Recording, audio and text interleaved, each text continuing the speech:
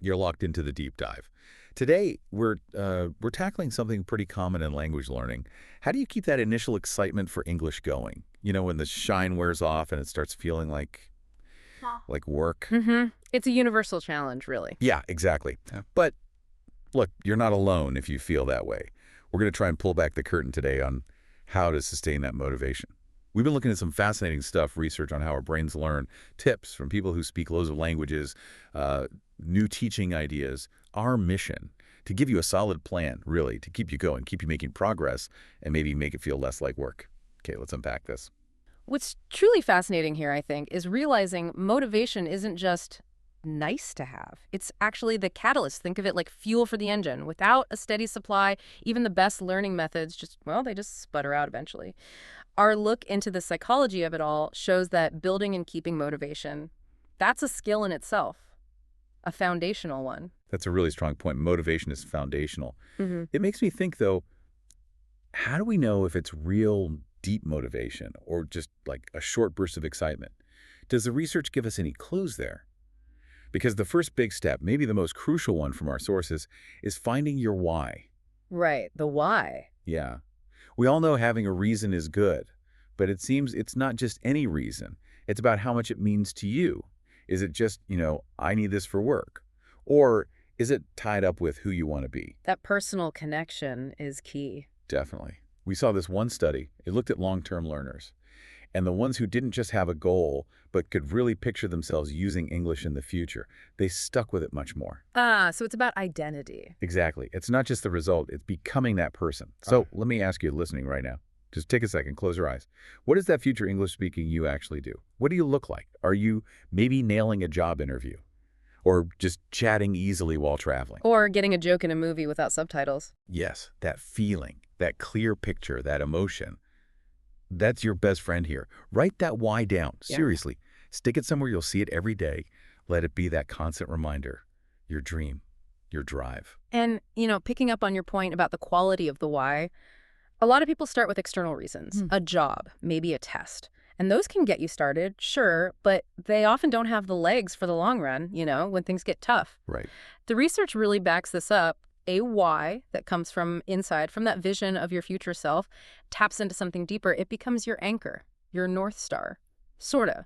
So when those inevitable moments of frustration or self-doubt creep in, and they will, that personal why stops you from just giving up. Keeps you grounded. Exactly. It reminds you why you're putting in the effort, connects the daily grind to that bigger, meaningful picture. And building on that grounding. It's not enough for the why to just be this big, grand idea, is it? It needs breaking down into specific, realistic goals. I want to speak English. It's a great start, but it's vague. Like saying, I want to be fit. What does that actually mean day to day? Too broad, yeah. So the advice we're seeing consistently is turn that big wish into solid, measurable steps. Milestones you can actually see yourself hitting. So instead of just speak English, maybe something like, okay, by the end of this month, I want to have a 10-minute chat in English about my hobbies with a native speaker. Much more concrete. Or I'm going to read one simple kid's book in English each week and understand, say, 80% of it. See the difference?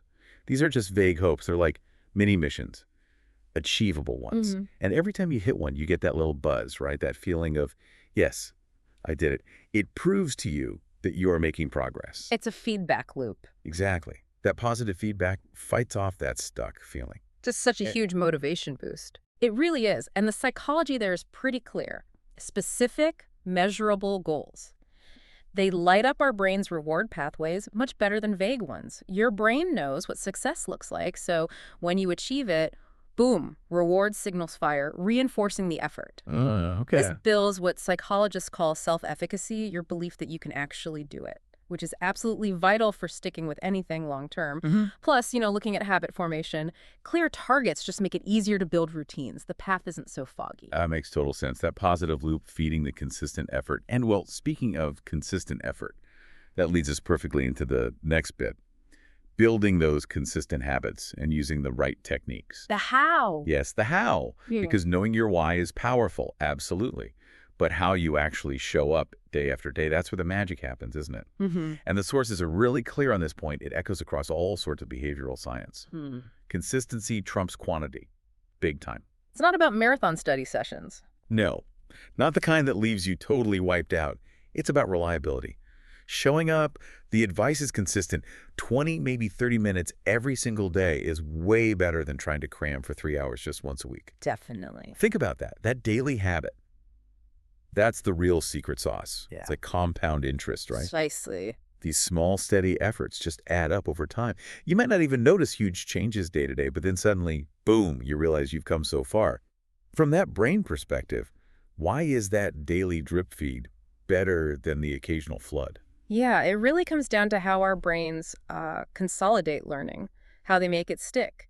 When you practice every day, even just for a bit, you're constantly reactivating and strengthening those specific neural pathways for English. Okay. Daily practice helps build up myelin around those pathways. Think of it like insulation on a wire, which makes the signals travel faster and more efficiently. Like paving a road. Exactly, like paving a road over and over. Each time makes it smoother, faster. Cramming, on the other hand, it's intense, but often the learning is shallow. Your brain gets overloaded, stuff goes into short-term memory, and PFT, it's gone pretty quickly. Right, I know that feeling. But that daily, consistent practice, it nudges the information into long-term memory, makes it stick, makes it automatic. That road paving analogy is great. Really visualizes it. Okay, so knowing that, let's get practical. Let's talk about some specific exercises that came up in our sources. These aren't just random ideas. They really tap into those brain principles we just discussed. And here's where it gets really interesting. First up, shadowing. Shadowing, yes. This one comes highly recommended by language gurus, polyglots. It's apparently a game changer for pronunciation and just sounding more natural, more fluent. The idea is pretty simple. You listen to someone speaking native English, and you repeat what they say almost right after them, like an echo. Almost simultaneously. Yeah. It literally trains your mouth, your tongue, your lips, all those muscles to make the English sounds correctly. And you start to mimic the rhythm, the intonation. And it's more than just mimicry, isn't it? What's happening deeper down when we shadow? Good question. Well, shadowing engages what's called the articulatory loop in your working memory. It processes speech sounds. By repeating so quickly, you're building a direct connection, almost a reflex, in your brain's motor cortex for those English sounds and patterns. You bypass the slow translation part. Okay. Like muscle memory for speaking. Kind of. It's developing proprioception for speech. Your brain learns the physical feel of making those sounds, the tiny movements, without you having to think consciously about it. It automates the physical act. That's why it boosts fluency. Wow. Okay. So we're literally rewiring how we speak. Let's try it then. You listen. I'll say a sentence. Just repeat it right after me. Try to copy everything, the sound, the rhythm. Ready? Here's the first one. I am learning English. Short pause. Nice. Got it. That quick repetition is the key. Let's do one more. Listen, then echo me. Consistency is key to success. Short pause. Fantastic. How does that feel? You're really engaging with it. Okay, second exercise, also from the teaching methods we looked at. This one's called repeat and juggle. Repeat and juggle. Okay. This one's clever because it helps your brain start making new sentences automatically. Moves you past just copying. It's 2 steps. First, you repeat a sentence you hear. Easy enough. Then the juggle bit. You change just 1 or 2 words to make the new sentence, but keep the basic structure. So you're playing with the pattern. Exactly. Like if I say, I love learning English, you repeat it. Then you could juggle it to say, I love learning new words. Or I enjoy speaking English. All right. You're building flexibility. So how does this juggling help us get more spontaneous? More than just repeating? Well, repeat and juggle tackles that jump from memorized phrases to real conversation. Simple repeating is mostly rote memory. But when you juggle, you're activating sentence structures. Linguists call them schemas. You take a known pattern and consciously swap bits out. Okay, you're manipulating it. Right. Which strengthens your brain's ability to grab vocabulary and slot it into different grammatical patterns flexibly. It builds generative language skills. Basically, it trains your brain to create new sentences on the fly, not just replay old ones. To be a language architect, not just a tape recorder. Architect, not recorder. You're like, yeah. It really makes sense for building actual conversation skills. But let's be honest, what happens when you're doing all the right things? You've got your why, you're practicing every day, using these cool techniques, and you just hit a wall. The plateau. Yeah. Yeah. You feel tired, frustrated, maybe like you're going nowhere. I've definitely felt that learning stuff. Our research is really clear here. That feeling. Yeah. Totally normal. Absolutely. So when a learner hits that kind of wall, what does the brain science tell us? Is beating yourself up about it helpful? Definitely not. Self-judgment, especially about mistakes, it's actually counterproductive. We know from neuroscience that when your brain is stressed or fearful, which is what happens when you criticize yourself, it learns much less effectively. Information doesn't stick. Okay, so what's the alternative? Embrace what's called a growth mindset. Mistakes aren't failures, they're just data, invaluable data points. Data points. Interesting. Yeah. Each mistake tells your brain exactly what needs tweaking. So instead of, oh, I'm terrible at this, it's more like, okay, my brain just flagged an area to work on. Accepting mistakes as just part of the process creates a safer space for your brain to experiment, to really learn. And remember that message from the source. Every word you learn is a step closer to your dream. That's not just fluffy talk. It's about refocusing on the small, real progress when you feel stalled. Reframing mistakes as data. I like that. Get the pressure off.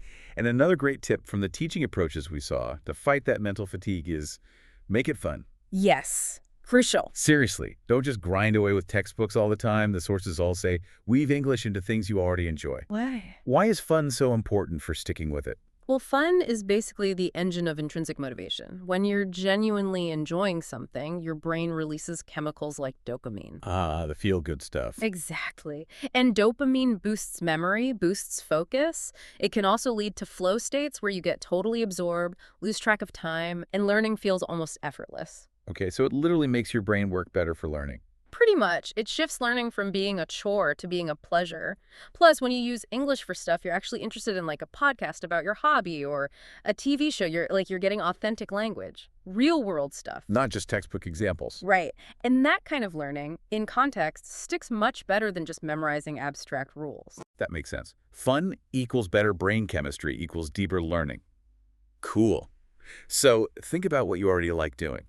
The source mentioned reading simple children's books. They're great for vocabulary, less intimidating, often have pictures. Good starting point. Or, my favorite, watching movies. Start with ones you know well in your own language, then switch on English subtitles. You connect the story you know with the words. Lower stakes. Yeah. Then maybe try English subtitles for a new movie. Or, if you're feeling brave and know the movie really well, turn subtitles off completely. It's like stealth learning. You're soaking up the language while enjoying yourself, so it doesn't feel like studying, keeps boredom away. Bypasses the chore feeling. Exactly. And finally, one last big mindset piece, something that came up again and again in studies of successful learners. Remember, this is a marathon, not a sprint. It's so important. Some days you'll feel amazing, like you could talk to anyone in English. Other days, maybe not so much. You might feel tired, slow, a bit down about it. And guess what? That is absolutely okay. It's normal. Fluctuations are normal. Totally. What matters is just keeping going. Even a tiny step forward is still forward. Only got 5 minutes today instead of 20. Use those 5 minutes. It all adds up. That compounding interest idea again. Right. And please, please don't compare your progress to someone else's. Your journey is yours alone. Focus on your growth. Celebrate your small wins, that 10-minute chat you managed, the kids' book you finished, even just understanding a new phrase you heard. Celebrate it. That self-compassion, focusing on your own path, how does that build resilience? Good question. Well, comparing yourself often leads down a negative path, right? Social comparison theory tells us it can tank your self-esteem, kill your motivation. But focusing on your own progress, that builds self-compassion and it reinforces your belief in your own ability, that self-efficacy again. You're proving it to yourself. Exactly. When you notice and celebrate those small wins, you're actively giving your brain proof that you can learn, you are growing, and that makes you much more willing to tackle the next challenge, which actually raises an important question for you listening. If you're maybe not doing this already, how could consciously linking each small win, each little victory, back to your big why, change your daily motivation? What might that look like? Oh, it's a great question to ponder. Really actionable. Okay, so wrapping this up. What does this all mean for your English journey? We've covered some really core ideas today, kind of a blueprint for keeping that learning fire burning. First, remember your why. Make it specific. Make it inspiring. That picture of your future self. That's your anchor. Second, commit to consistency. Daily practice, even short bursts, using those powerful techniques like shadowing and repeat and juggle. Pave that road. Little and often. Right. And finally, get the mindset right. Mistakes are data, not disasters. Make learning fun, integrate it with your life. And remember, marathon, not sprint. Celebrate every step. And building on that, if every word learned is a step towards your dream, think about this. How could consciously connecting each new word, each phrase, each small success directly back to that ultimate dream amplify your daily motivation even more? It's about making that link really explicit in your mind, not just assuming it's there. What's one deliberate thing you could do this week to strengthen that connection? That's a fantastic thought to leave you with, a challenge to take away. Keep that dream visible, keep those steps consistent, and keep enjoying the process. You absolutely can do this. Thanks for joining our deep dive today.